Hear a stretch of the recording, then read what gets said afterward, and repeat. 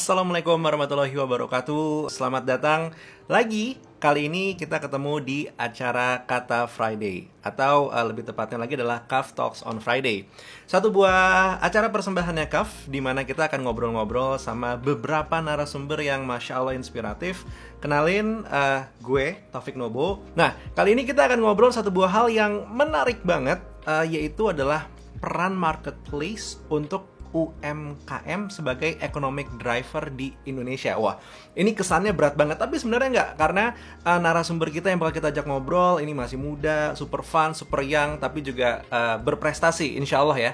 Ini kalau ngebaca CV-nya, ngebaca beberapa ringkasan-ringkasan dan bisa di-googling juga, ini satu buah sosok yang ya mungkin udah pernah teman-teman temuin sebelumnya lah. Tapi disclaimer dulu sebelumnya, kali ini emang Kata Friday-nya agak sedikit beda. Biasanya mungkin ketemu langsung di satu buah tempat, kita syuting bareng. Kali ini Kata Friday-nya virtual. The first Kata Friday virtual, Masya Allah ya.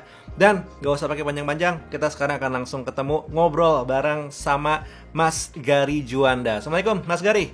Waalaikumsalam warahmatullahi wabarakatuh. Mas Taufik, apa kabar? Masya Allah, baik Mas Gary. Mas Gary ini adalah seorang pekerja yang luar biasa saat ini karena jadi head, bener Mas Gary ya? Confirm head. Betul. Ya? Atau ada title lain nih sebutannya nih?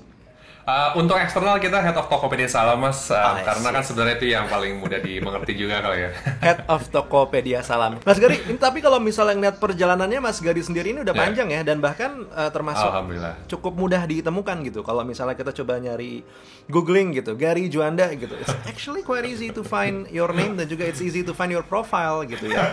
Jadi buat teman-teman yang Iya, alhamdulillah gitu. Ini buat teman-teman yang belum tahu, Mas Gary ini tadinya S1-nya di Indonesia, bener ya Mas ya? Saya S1 di Jepang, Mas. Di Jepang, kan salah. Lupa lagi. S1-nya di Jepang, benar-benar. APU sebutannya, atau APU bacanya, apa gimana? APU, ya kurang lebih sama lah. APU ya. Nah, di Jepang S1, terus lulus, sempat kerja dulu, atau langsung ke Harvard. Jadi mungkin ceritanya dulu tuh saya pengen banget kuliah ke luar negeri gitu ya. Cuman kan mahal gitu ya. Jadi mau nggak mau harus cari beasiswa gitu full. Alhamdulillah waktu itu dikasih ke Ritsumeikan Asia Pacific University full scholarship. Baik itu tuition sama living cost juga. Jadi berangkatlah saya ke Jepang dengan sangat-sangat minim kemampuan bahasa Jepangnya. Jadi dulu juga nanya pasar di mana juga pakai nyasar-nyasar gitu. Akhirnya alhamdulillah lulus, jadi lulusan terbaik juga. Abis itu sempat kerja di Tokyo 4 tahun gitu. Nah, jadi waktu itu di Tokyo pun kerjanya di Rakuten. Itu juga perusahaan e-commerce paling besar juga di Jepang dan juga di Asia. Nah, di situ pun kerja 4 tahun, 2 tahun sebagai product manager, lalu 2 tahun kemudian sebagai lead di CEO office-nya gitu. Cita-cita dari kecil kan pengen sekolah gitu ya. Abis itu dulu saya juga nggak terlalu pengen ke Harvard banget karena ya kayaknya itu sesuatu yang out of reach gitu. Cuman kakek saya bilang kayak harus Harvard tuh bagus gitu. Waktu kecil kayak Harvard juga apa nggak tahu Mas. Tapi ya udahlah, daftar aja gitu kan. Kalau kita nggak coba kita nggak pernah tahu juga. Daftar alhamdulillah keterima gitu. Akhirnya ke Harvard juga full scholarship. Jadi ini buat teman-teman yang belum aware gitu ya, si Mas Gary ini pas lagi di Harvard sempat magang di Tokopedia. Memang tujuan keperluannya untuk menyelesaikan si S2 ini, benar ya?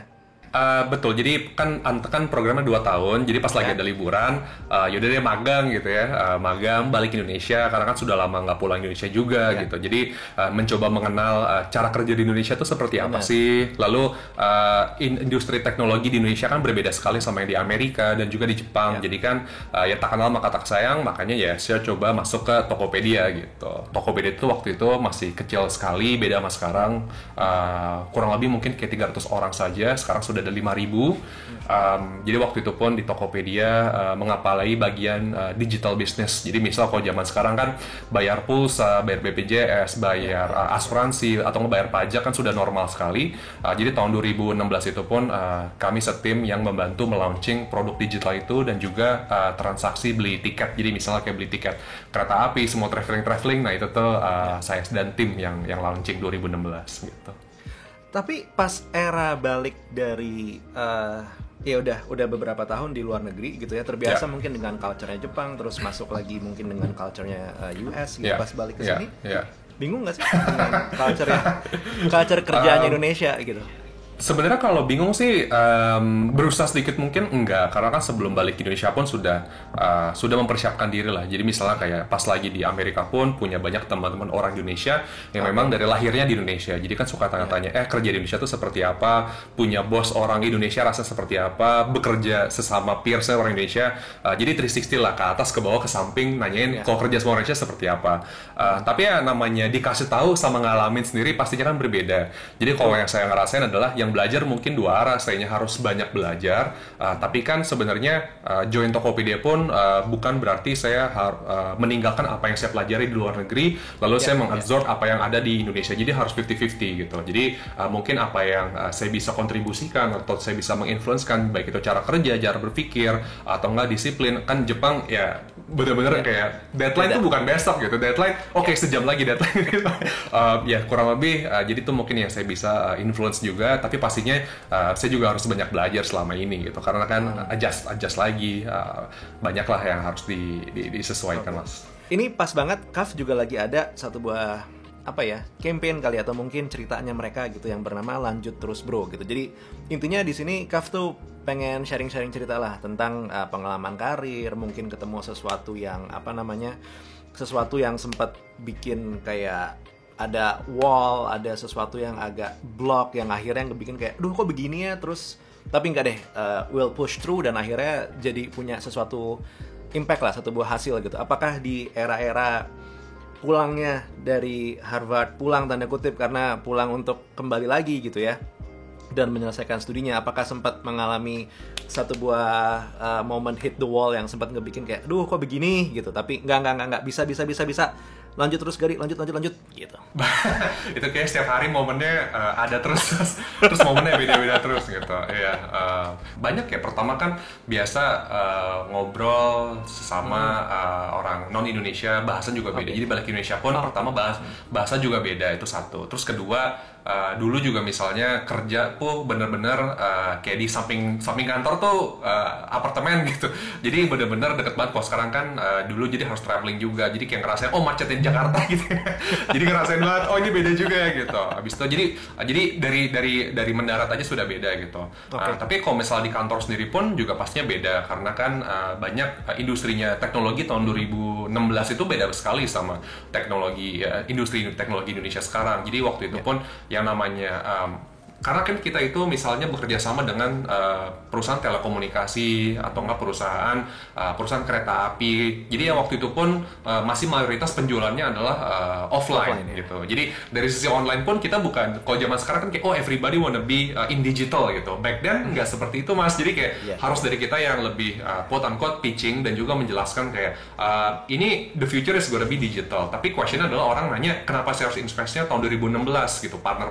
Kenapa nggak nanti aja deh tahun 2018-19 baru saya mikirin digital. Jadi nah itu pun pertama-tama sebelum kita coding and everything, itunya aja tuh harus kita solve dulu bareng-bareng sama teman. Jadi kayak gimana cara kita memastikan bahwa ini investasi yang dilakukan bersama partner itu beneficial harus dilakukan sekarang, karena kalau enggak nanti misalnya telat, dan impactnya seperti apa, lalu efisiensi marketing semua segala macamnya pun harus diadakan. Nah itu tuh benar-benar tiap hari kayak misalnya facing rejection, abis itu being question, itu udah makanan setiap hari sekali. Nah itu pun baru urusan kita keluar gitu. Terus kalau kita ke dalam juga sama juga kayaknya, ini coding teknologinya kayaknya gimana cara kita bisa membuat coding itu sesimpel mungkin supaya nggak terlalu banyak bug, atau enggak kayaknya udah simple banget, kayaknya udah oke banget, tapi ternyata pas lagi di launching ternyata ada bugnya, kita harus take down lagi. Jadi kayak itu tuh udah 24/7 wall-nya tuh udah bukan kayak wall kayak gimana ya, kayak lomba lari yang ada loncatan gitu loh. Maksudnya kayak loncat ada. Jadi emang rasanya seperti itu sih mas. Just pushing through ya, tapi alhamdulillah sekarang semuanya udah mulai berubah dan ya jadi lebih, mungkin sekarang udah bisa walaupun belum, cuman in a way menikmati hasil yang kemarin-kemarin udah sempat dilakukan gitu lah ya. Dunia itu terus berputar mas, jadi mungkin betul. Jadi sebenarnya kalau yang kita lihat itu adalah kalau saya itu pribadi saya sukanya memang bagaimana sih cara, jadi gini, menurut saya ada dua nih, ada yang misalnya kayak Marco Polo, ada Usain Bolt tipe orang ya misalnya gitu. Kalau Usain Bolt itu udah ada track larinya, terus lari sekencang-kencangnya gitu, jadi breaking record gitu. Tapi ada juga Marco Polo gitu, misalnya kayak venturing to the world unknown misalnya gitu kan. Nah jadi back then 2016, belum ada yang digital, jual pulsa online mungkin belum terlalu banyak. Oke, kita bersama tim mencoba membuat. Nah makanya itu alasan kenapa saya pun sekarang fokus di Tokopedia Salam gitu. Jadi tahun 2019 sendiri pun ini namanya karena pergi umroh atau enggak bayar kurban digital, bayar zakat yang bisa koneksi ke terkoneksi dengan NPWP dan bisa bayar mengurangi pajak, itu tuh belum banyak yang mengerjakan atau bahkan mungkin belum ada gitu kan. Nah itulah alasannya kenapa saya juga mencoba untuk memberikan solusi lebih mudah bagi Muslim terutama di Indonesia untuk bisa mencapai aspirasi mereka. Contohnya pergi ke tanah suci. Nah itulah kenapa saya fokus di Tokopedia Islam dari 2019 itu mas. Gitu. Ya, Masya Allah. Nah ini pas banget nih udah mulai masuk ke bagian Tokopedia Salamnya nih. Bukan memanage sendiri tapi ngebantu teman-teman yang bekerja di UMKM atau mungkin punya satu buah usaha sendiri gitu. Kalau ngelihat kondisinya sekarang, the biggest challenge yang saat ini lagi dialamin apa? Ya, jadi challenge itu banyak. Pertama kan sebenarnya challenge untuk memulai aja itu kan sudah kayak kita menggerakkan sebuah batu yang sangat besar. Itu kan yang kayak the first roll itu kan yang paling susah, tapi pas sudah menggelinding itu lebih mudah gitu ya.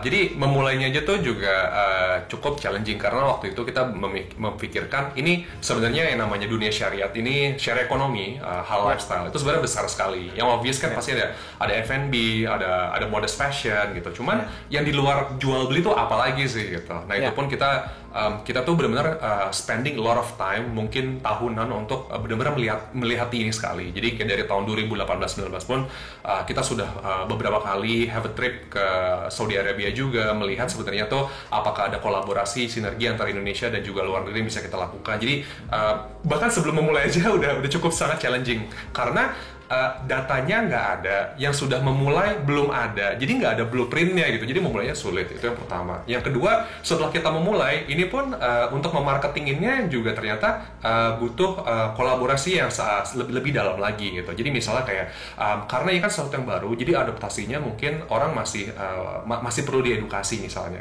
Nah jadi kenapa kita bikin kemarin ada Halal Goodness Festival, ada juga bersama Wardah, bersama Paragon juga, terus habis itu sama Bank Syariah juga untuk memberitahu kepada masyarakat bahwa ini ada pilihan yang lain, pilihan yang sebenarnya pilihan yang baik juga gitu, produknya bagus tapi juga hablum minallah hablum minanas gitu. Jadi edukasi tersebut tuh yang memang tidak bisa kita hentikan. Dan challenge-nya juga beda nih karena kan kalau misalnya dulu sebelum saya di Tokopedia Salam saya pegang marketplace gitu, pegang logistik juga, yaitu simple misalnya free ongkir, cashback. Nah kalau ini kan misalnya pergi umroh pergi umroh free ongkir, jadi free ongkirnya saya apa air zam-zam yang di free ongkirin gitu kan. Nah tapi kan di sini saya belajar bahwa marketing itu not always about monetary, tapi juga mengenai value gitu. Jadi pada saat kita membuat campaign Halal Goodness Festival, kita fokusnya juga value-value yang kita believe kenapa kita perlu melaunching Tokopedia Salam. Jadi mirip sama Kavi juga, misalnya kan kayak lanjutkan bro nih,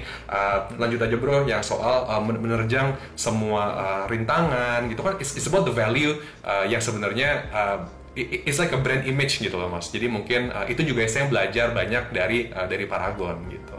Ya, ini kalau teman-teman dari si Tokopedia Salam sendiri kerja bareng dengan si teman-teman UMKM-nya sekarang ini sedekat apa sih kalau gue boleh tahu? Karena mungkin teman-teman ada yang kepikiran mau gabung, mau do something dengan dagangannya, cuman nggak tahu sedekat apa, akan dibantu gimana dan segala macamnya gitu.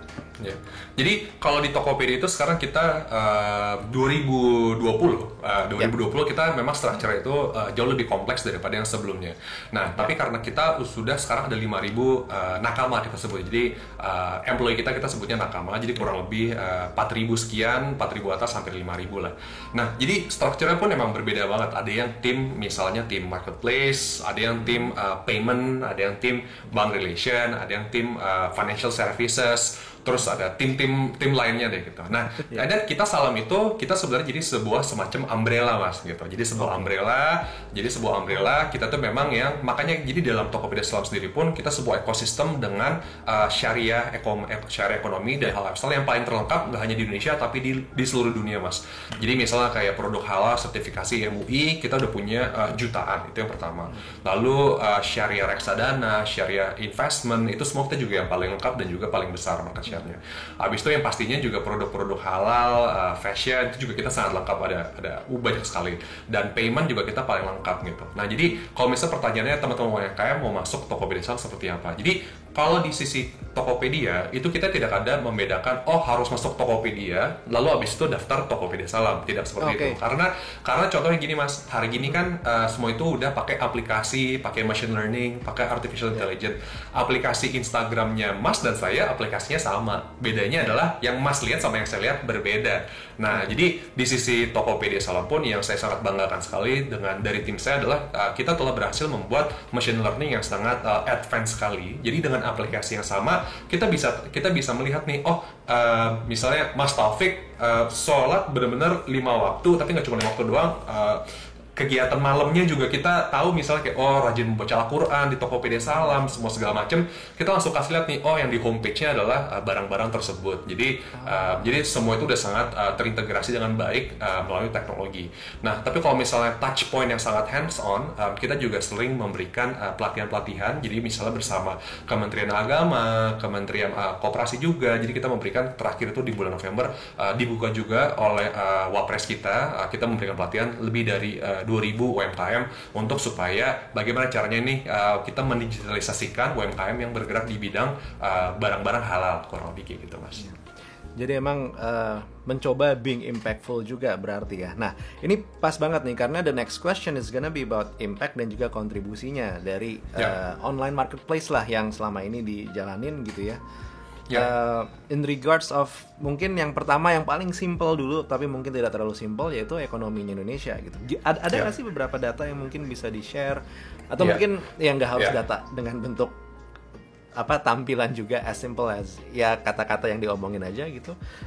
Impact sama kontribusinya online marketplace ke ekonomi Indonesia saat ini kayak gimana? Jadi terakhir itu tuh ada data dari Universitas Indonesia melakukan research. Jadi sebenarnya ekonomi digital di Indonesia itu pun kurang lebih baru 4% Mas. 4% dari semua perekonomian Indonesia. Nah, itu jauh di bawah yang di Amerika dan Cina yang sudah belasan persen. Jadi kita bisa bayangkan apapun yang kita rasakan kayaknya udah terbantu banget dengan ekonomi digital. Bangun tidur browsing. Ini mau beli PS5, tapi kok mahal. Yaudah deh coba cicilan dulu misalnya pakai digital. Itu atau nggak tidur, besok mungkin semoga PSBB ini selesai. Coba deh lihat tiket pesawat buat tahun depan. Itu masih kecil sekali kontribusinya terhadap GDP atau nggak perekonomian Indonesia itu masih sangat kecil. Jadi perjalanan itu masih panjang sekali. Jadi opportunity juga sangat panjang sekali. Itu yang pertama. Yang kedua dari pihak Tokopedia sendiri kita kebetulan saya kan dulu sebelumnya megang logistik juga. Nah jadi di Tokopedia saja kita sudah pernah mengirimkan ke 90% kecamatan di seluruh Indonesia. 93% kecamatan di seluruh Indonesia. Nah, sisa 7%-nya kemana? Apakah karena belum ada pembelinya di sana? Ada. Cuman mungkin di sana itu beberapa kecamatan yang memang belum terjangkau dengan mudah melalui secara darat gitu. Jadi misalnya habis naik pesawat, bisa naik kapal, tapi habis itu daratnya nggak ada. Jadi ya kan nggak mungkin jalan kaki ke sana gitu. Jadi 93% itu membantu opportunity orang-orang terutama di wilayah timur mendapatkan barang dengan harga lebih kompetitif.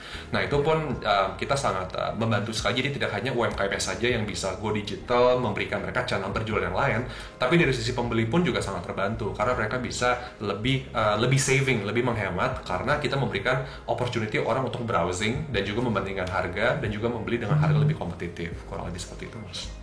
So hopefully juga nanti berarti kedepannya bisa berkembang dengan lebih cakep lagi ya gitu. Karena 4% rasanya aja tuh udah wake, sleep, udah e-commerce gitu. Iya, karena kalau di China dan Amerika, lihat, gitu iya, ya kalau di China itu kan sudah belasan Hmm. persen. Di China itu sudah, makanya. China belasan persen. Jadi kurang lebih kita itu roadmap-nya masih banyak, masih jauh sekali. Masih panjang, ya? Opportunity banyak sekali. Nah, tapi paling pertanyaan adalah inovasi-inovasi apa lagi nih, atau enggak kategori-kategori apa lagi yang kita bisa bantu digitalisasikan supaya kita bisa memberikan opportunity yang lebih sama lagi ke pihak-pihak lainnya. Itulah kenapa Tokopedia Salam itu berdiri gitu. Jadi kan kalau misalnya jual beli barang yaitu one thing, tapi kan kalau misalnya kita mendigitalisasikan proses umroh. Jadi bayangin dong misalnya kita berangkat bener hands free misalnya. Kita bisa berangkat hands free, atau enggak kita tahu berangkat umroh tuh mahal sekali, rata-rata bisa belasan bahkan 20 juta ke atas, sedangkan UMR di Indonesia berapa, itu kan jadi sebenarnya belum orang harus kayak nabung berapa lama baru bisa pergi umroh. Tapi kan betapa indahnya kalau kita bisa membuat umroh itu lebih accessible, atau enggak kita bisa membuat orang mau kurban sapi itu lebih accessible. Nah itulah inovasi-inovasi yang kita harus berpikir banyak dari pihak Tokopedia Salam terutamanya. Nah kenapa kita juga bekerja sama dengan banyak pihak, baik itu pihak institusi financial dan juga last untuk membuat mimpi itu jadi nyata gitu, Mas. Masya Allah. Nah, pertanyaannya nih, ini kalau misalnya dari Gary kan sepertinya emang bener-bener semangat banget untuk terus maju dengan teman-teman, terutama mungkin dari teman-teman Tokopedia Salam, karena emang lagi ada under Gary sendiri. The real question is, untuk all of the youngsters yang ada di luar sana, gitu, untuk anak-anak muda, saya included insya Allah. Makasih, Mas. Apa namanya? How we can help, terutama mungkin ya UMKM-nya, terus juga untuk bantu ngegebrak dengan hal yang emang lagi diperjuangin juga sama Gary nih. Jadi sebenarnya banyak caranya ya, banyak caranya. Pastikan yang pasti pertama adalah gimana cara kita membantu UMKM. Pasti kalau misalnya kita punya rezeki lebih, atau enggak memang bisa diberikan, kebetulan lagi ada rezeki lebih lah gitu.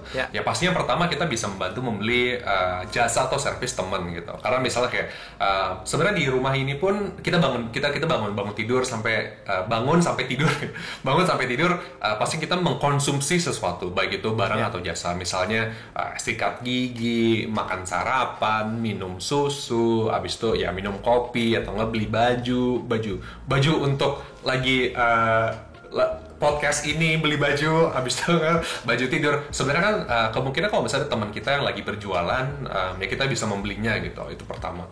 Tapi kedua, kalaupun misalnya kayak rezekinya pun kita harus memilih nih, nggak semua barang itu bisa. Misalnya saya punya 10 teman, 10 orangnya bikin kategori yang lain berbeda. Tapi kalau rezeki saya cuma bisa pilih satu, ya setidaknya kita bisa membantu sebagai penyambung lidah, ya kan. Sebagai penyambung lidah kayak as simple as temen misalnya upload di Instagram dia, kita bisa repost, reshare di Instagram story kita. It's free, it costs us nothing. Tapi itu mungkin yang kita anggap sebagai cuman repost doang. Jangan deh, gue malu, masa sih gue nge-repost. Tapi di repost sama sebagai OMKM, di repost sama temen, itu tuh senengnya bener-bener seneng banget loh, Mas. Dan itu pun saya beberapa kali, it's a lot gitu. Jadi kadang-kadang apa yang kita rasa kayak it was nothing, tapi bagi teman kita lagi berjuang, it means a lot. Jadi mungkin itu yang harus kita sadari juga sih, gitu, Mas. Oke Gar, jadi tadi lo udah sempat ngeluarin beberapa kali ya kalau misalkan ada Tokopedia, ada Tokopedia Salam gitu. Yang oke lah, kita ngerti kalau pada dasarnya Tokopedia Salam itu adalah satu buah payung ada di dalam Tokopedia. Cuman basic perbedaan belanja Tokopedia dan Tokopedia Salam, apa sih yang sebenarnya benar-benar membedakan gitu? Ya, jadi sebenarnya Tokopedia Salam sendiri pun kita sudah berbasis sangat teknologi, di mana kita tuh benar-benar merge banget-bangetan sama Tokopedia gitu. Jadi kalaupun misalnya, jadi as simple as di Tokopedia itu kita punya ratusan juta produk yang bisa dibeli. Nah, kita itu dari Tokopedia Salam kita telah mengkoneksikan database di Tokopedia dengan LPPOM MUI. Nah, jadi kita ngecek juga nih sebenarnya barang-barang di Tokopedia itu mana aja yang punya sertifikasi halal. Nah, jadi di setiap produk tersebut kita tuh selalu muncul tuh sertifikasi halal, itu satu. Kedua, atau enggak ini bayar zakat, atau enggak misalnya kayak investasi syariah, itu kita melihat dan menggunakan data produk-produk tersebut yang dimajukan. Nah, jadi mungkin kalau zaman dulu misalnya kayak ada website gitu kan, ada website tokopedia.com, terus ada website Tokopedia Salam. kita itu dari tahun 2020 sudah tidak menggunakan format seperti itu, tapi kita menggunakan format personalization. Jadi dengan hanya satu aplikasi, kita melihat personanya itu apakah dia cukup syariah atau mungkin konvensional. Lalu kita akan lebih mempush barang-barang yang relevan, kurang lebih seperti itu.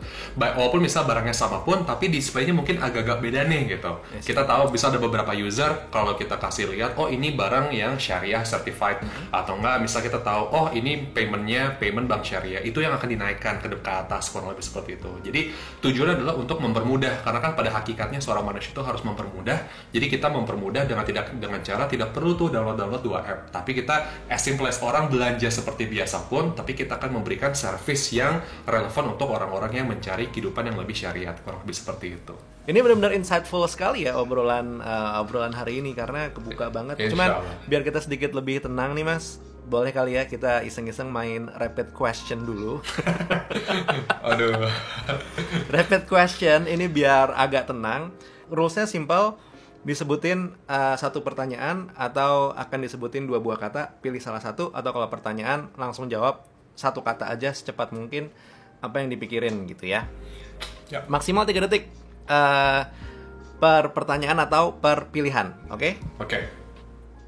Siap, kita coba mulai. Yang paling simpel dulu, bismillahirrahmanirrahim. Sendiri atau berkelompok? Berkelompok. Oke, berkelompok. Energizing, relaxing? Energizing. Energizing. Satu kata yang menjelaskan belajar di Harvard. Senang. Boston atau Beppu? Boston. Specialist atau jack of all trades? Specialist. Specialist. Ramen atau sushi? Ramen. Sushi. Orange atau sushi, oke. Orange atau melon? Melon. Selamat ya yang terakhir ya. Orange atau melon itu terkait dengan warna. Sudah aware sepertinya ya. Tapi ini menarik loh. Tadi sendiri atau berkelompok, apa jawabannya Mas? Berkelompok ya? Iya, berkelompok. Jadi emang mewakili sekali kepedulian dari seorang Gary ini dengan kelompok-kelompoknya gitu, dengan orang-orang lain sebenarnya. Ini dari kata-kata sesimpel-simpel ini bisa ketahuan karakter orang loh. Energizing, kelihatan, energinya banyak gitu kan. Senang belajar di Harvard, of course, who doesn't? Terus tadi Boston atau Beppu, tetap ke Boston jatuhnya ya. Ramen atau sushi, spesialis dan juga melon. Oh, oke. Nice one. Gary, lastly, buat sekarang nih teman-teman yang nonton Kata Friday, Kaf Talks on Friday, ada nggak sih satu wejangan atau satu buah hal yang pengen lo share untuk teman-teman nih sekarang nih yang lagi nonton atau lagi dengerin, untuk lebih bersemangat lagi, mungkin untuk tetap lanjut terus dengan apa yang lagi dilakukannya gitu, terkait bisa dengan masalah UMKM atau fight dengan apa yang lagi mereka hadapi sekarang, karena seperti itu jadi satu buah hal yang juga lagi banyak dilakukan orang saat ini ya, yaitu fight dengan apa yang lagi mereka perjuangkannya masing-masing gitu. Mungkin yang pasti yang selalu diajarkan oleh Nabi adalah pentingnya silaturahmi ya. Jadi sebenarnya silaturahmi itu banyak. Kadang-kadang sekarang pun nggak perlu tatap muka, memang agak sulit. Tapi sebenarnya as simple as kita telepon teman, kita sharing sebenarnya, gue lagi ngadepin ini semua nih. Not even asking for help, tapi lebih asking for someone to listen to you, itu sebenarnya mungkin udah ngebantu banyak pikiran. Karena sebenarnya yang namanya cobaan itu pastinya berat, apalagi kalau dihadapi cobaan itu sendiri gitu. Tapi kalau misalnya kita bisa sharing, distribute the burden, itu seharusnya bisa jadi lebih ringan. Nah, jadi pentingnya silaturahmi pun sebenarnya, atau enggak, saya baru jualan casing baru nih gitu, atau enggak, as simple as ini bagus nggak ya, atau enggak warnanya bagus nggak ya, ada warna apa lagi nih yang mungkin saya harus produksi. Itu pun berawal dari pertanyaan-pertanyaan simple, lalu lama-lama kayak tapi ternyata barang lo bagus juga ya gitu, coba deh gue beli, atau nggak kayak barang lo bagus ya, coba deh gue reshare ya gini, kebetulan gue belum punya handphone ya, casingnya cocok sama lo gitu. Jadi sebenarnya silaturahmi itu penting sekali. Jadi kita menyadari bahwa saat ini pun memang keadaannya sangat challenging, tapi hopefully dengan silaturahmi dan kita juga ngobrol sama teman-teman, itu ngebantu ngebuka pikiran. Kalaupun tidak pikiran, at least hati kita kebuka, karena pada saat kita ngobrol, kita melihat orang, kita mendengar pendapat orang, itu harusnya insya Allah kita juga sedikit meringankan, meluapkan isi hati kita, dan semoga hati kita pun menjadi lebih ringan, kurang lebih seperti itu. Masya Allah. Gar, lo udah nyobain produknya Kaf juga kan ya? Udah dong. Mana? Semua. Yang lo doyan apa bro? Gue paling suka yang itu apa? Deodoran. Coba, yang mana ya? Ini ya, yang ini ya. Ya, iya betul. Betul yang gitu. Nah, itu dia perbincangan kita hari ini. Masya Allah barengan sama Gary. Ini adalah head dari Tokopedia Salam yang ini dari tadi kalau kita perhatiin omongannya daging semua. Jadi dalamannya Tokopedia kita lumayan ngerti, dalamannya Tokopedia Salam kita juga ngerti. Tanpa ada yang bentuknya rahasia perusahaan ya Gar ya, aman semuanya ya dari tadi ya. Tapi yang paling utama juga adalah tips-tips gimana kalau kita emang pengen ngasih impact. Ya, jadi lo juga bisa ikutan ngasih impact dengan cara melakukan hal-hal yang paling simple nge-share atau membeli produk teman-teman lo. As simple as that. Nah, buat lo yang mungkin juga pengen membantu nih teman-teman dari CAF dengan membeli produk dari CAF, mantap. Itu bisa langsung ngelihat di Tokopedia karena CAF juga sudah tersedia di sana. Atau juga kalau misalkan pengen ngelihat nge-share, ngebantu CAF dengan cara ngecek Instagramnya juga boleh. Lihat Instagramnya CAF itu adalah CAF Everyday dan juga ngeliat websitenya itu cafeveryday.com. Itu dia. Insya Allah sesi kita hari ini sangat-sangat berguna. Gary, sekali lagi terima kasih. Dan mohon maaf kalau misalkan banyak kesalahan dari gue. Mohon maaf juga buat yang dengerin. Kita ketemu di Kata Friday berikutnya. Buat sekarang Taufik Nobo cabut. Assalamualaikum warahmatullahi wabarakatuh.